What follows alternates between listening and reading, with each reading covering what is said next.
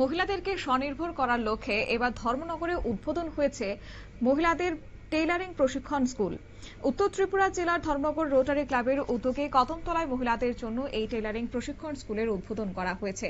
মহিলাদেরকে স্বনির্ভর করে তোলার লক্ষ্যেই উদ্যোগ গ্রহণ করা হয়েছে বলে জানিয়েছে উদ্যোক্তারা। উদ্বোধনী অনুষ্ঠানে প্রধান অতিথি হিসেবে উপস্থিত ছিলেন উত্তর ত্রিপুরা জেলা পরিষদের সভাধিপতি অর্পণা নাথ। এছাড়াও উপস্থিত ছিলেন রোটারি ক্লাবের 16 নম্বর জোনের অ্যাসিস্ট্যান্ট গভর্নর সুবীর সোম, ডিস্ট্রিক্ট ভোকেশনাল সার্ভিসের কর্ণধার বরুণ কুমার দাস, ধর্মনগর রোটারি ক্লাবের সভাপতি দিলীপ কুমার দাস, সম্পাদক পৌলমী পাল এবং কদমতলা পঞ্চায়েত সমিতির প্রাক্তন চেয়ারম্যান সুব্রত দেব সহ আরো অন্যান্য বিশিষ্টরা। কি উঠে আসছে বিস্তারিত শুনুন। কদমতলা বাজারে এখানে মহিলাদেরকে সেলাই প্রশিক্ষণ দেওয়া হবে।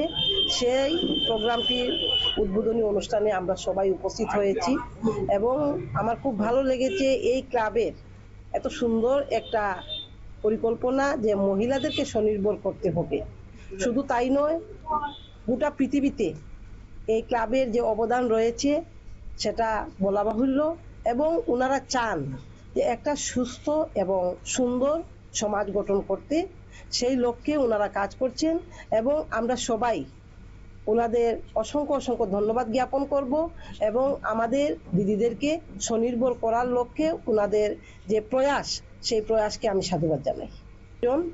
3 মাস ওনাদের একটা কোর্স হবে। জেলা পরিষদের সভাধিপতি অর্পণা নাথ তিনি বলেছেন, মহিলাদের স্বনির্ভর করে তুলতে এই উদ্যোগ নেওয়া হয়েছে। তিনি এও বলেন, সমাজসেবামূলক কর্মকাণ্ডে রোটারি ক্লাবের অবদান গোটা বিশ্বে প্রশংসিত। একটি সুন্দর ও আত্মনির্ভর সমাজ গঠনের লক্ষ্যে তারা ধারাবাহিকভাবে কাজ করে চলেছেন।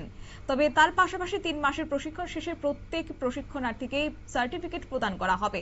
ভবিষ্যতে এই সার্টিফিকেটের ভিত্তিতে ঋণ গ্রহণ করে টেলারিং এর মাধ্যমে মহিলারা নিজেরাই কর্মসংস্থানের পথ তৈরি করতে পারবে বলে আশাবাদী প্রত্যেকে।